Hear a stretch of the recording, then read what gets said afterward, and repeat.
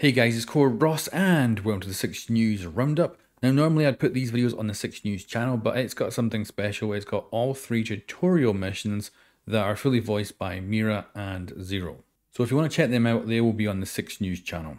So let's jump into all the changes coming with the new season. We're going to start with what I think is the most controversial, and that is the changes to Quick Match. So Quick Match is quite dramatically changing. And it's going to cause a lot of controversy because of the pre-set up site. So reinforcements and rotations are already in place when you spawn as a defender. But don't go nuts yet because I'll explain why it's not such a big issue.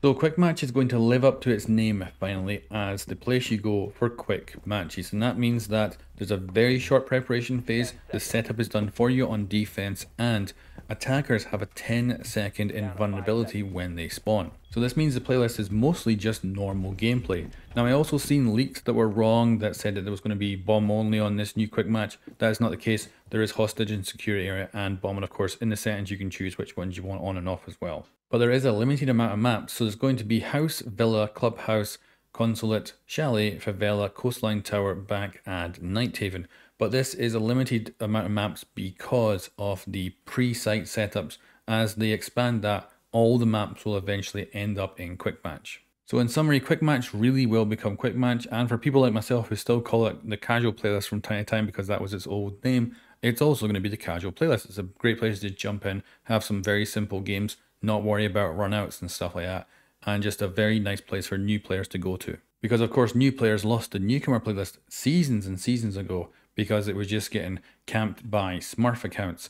So this is a proper place for new players to go. Now the other playlist is technically a rename of Unranked, but I don't think it is. I think Unranked has been deleted and replaced with a new playlist called Standard. And if you're upset by Quick Match having a pre-setup where the reinforcements and rotations are already in place and you want to be able to experiment, of course that's not where you go to Quick Match, that's for casual play. So you go to Standard, that is your new place to play around with strategies. So if you are sad to see Quick Match change, this is the place to go to. It's going to have Oregon, Clubhouse, Plane, Yacht, Consulate, Bank, Cafe, Chalet, Border, Coastline, Villa, Night Haven, and Fortress. It's also only going to have an overtime of 1 round as well, so that the games don't drag on. And I'm thinking overall, right now, I think this is good. We've got a proper casual playlist called Quick Match now. We've got a proper kind of standard playlist called Standard. And we've of course got rank on top of that. So I think there's going to be controversy about the changes here, but I actually don't think there needs to be. I think this is perfect and it's going to work out really well. I have one concern, and that is if new players come in and just play Quick Match, they might think that's the game and they might not even know you have to reinforce and drone, because for Quick Match, the attackers, the objective is already going to be spotted right away. So when those new players and a whole new generation of new players potentially go from Quick Match into Ranked, they're going to have no clue what's going on in the preparation phase. Like people are going around reinforcing stuff and all that. It's going to be kind of alien to them.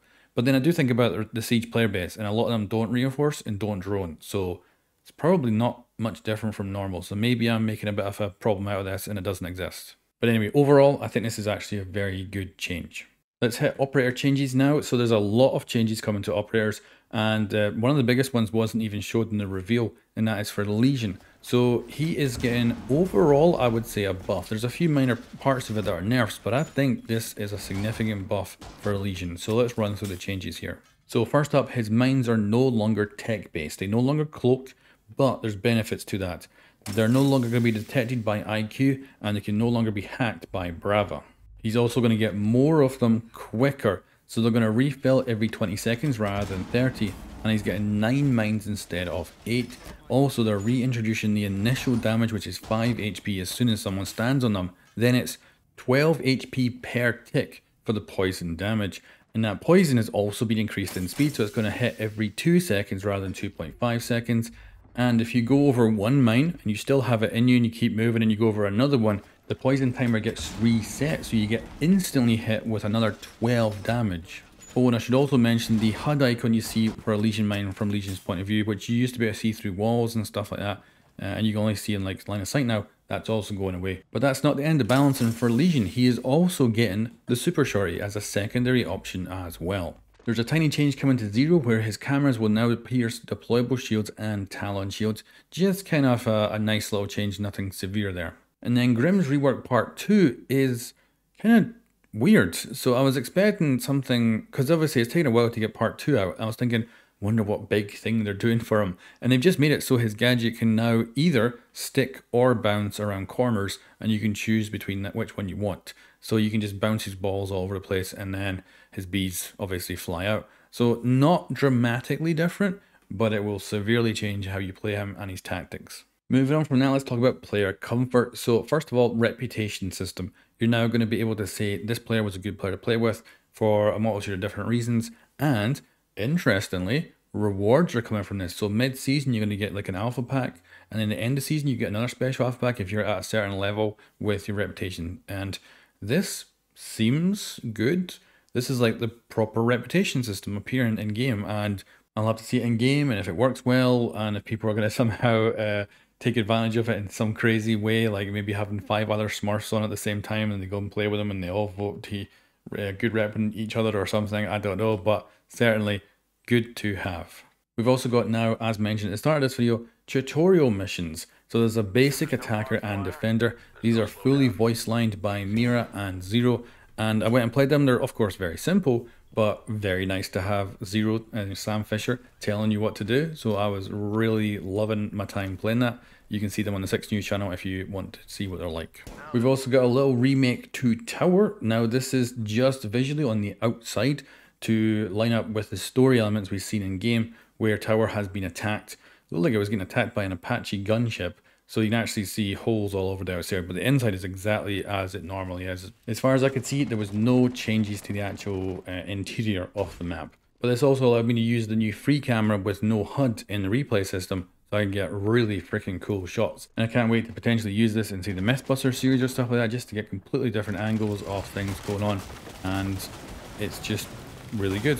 But I will say that the replay system is still a bit janky, so if you ever want to rewind and then play a scene back, it's usually not going to look as good as just starting from the beginning and going all the way through the round. So it's unfortunate. You're going to probably have to sit there just to get those perfect shots all the time. Then we've also got some general stuff. So the diffuser pickup update, which allows you to either have it set to manual or automatic for diffuser pickup if you're running over it.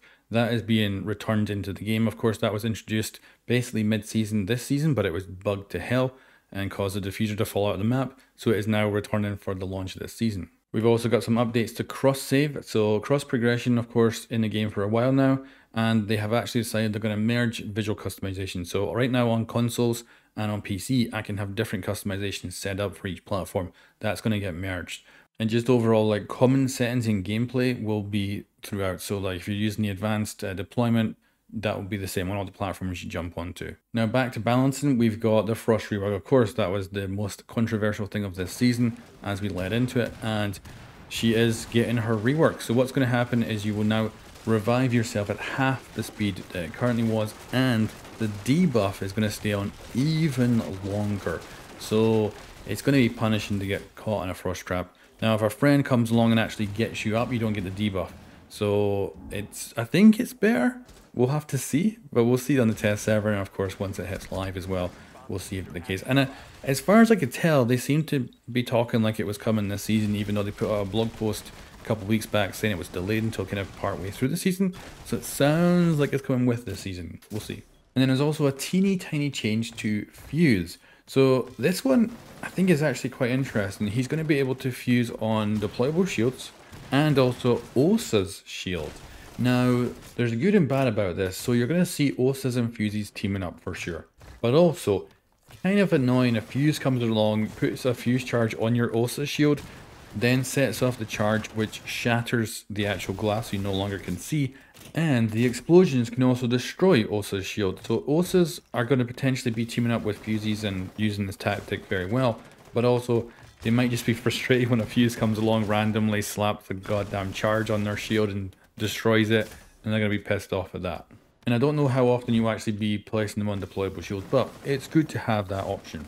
And for Fuze, it's certainly a buff. You might just piss off Osas every so often. We've also got the announcement of the Thunderbird Elite, which is in-game right now, so you don't even have to wait for the next season. You go pick it up right now. I'm kind of thinking though, isn't it a lot like Frost's Elite? Like very kind of wintry atmosphere, big fluffy coat. Like I'm really just getting Elite Frost vibes from this. It's a little bit unusual, I think. I wasn't expecting two defenders to have kind of it, because I honestly, if I seen her on cams, I would think that looks like Frost running around in her elite outfit. So not sure about it, but yeah. We've also got confirmation of what we're getting this season. So of course the new operator, we've got the commendation system, new game modes, we've got the Grim buff, we've got balance and update. Got a new arcade mode, which is weapon roulette. So not gun game, weapon roulette. Which just means that everybody's weapons change into the same weapon every so often. And means you get a variety of different weapons. And then for the rest of the season, you're getting 2 elite skins, a balance and update, and a seasonal event. And that is Operation Heavy Metal. And let me know what you think of this season in the comments below. It's very clear that we have no reworked map or map because of the tutorial system, I think. They have a very nice map that's been made just for that. So I think that explains why there's no reworked map or new map this season. And overall, this is not that bad a season right now. I was kind of thinking this was going to be the weak one of the year. And it could still be. We'll see what season 4 brings. But honestly, this is not looking like a bad season at all. Anyway guys, thanks for watching. I'll catch you next time.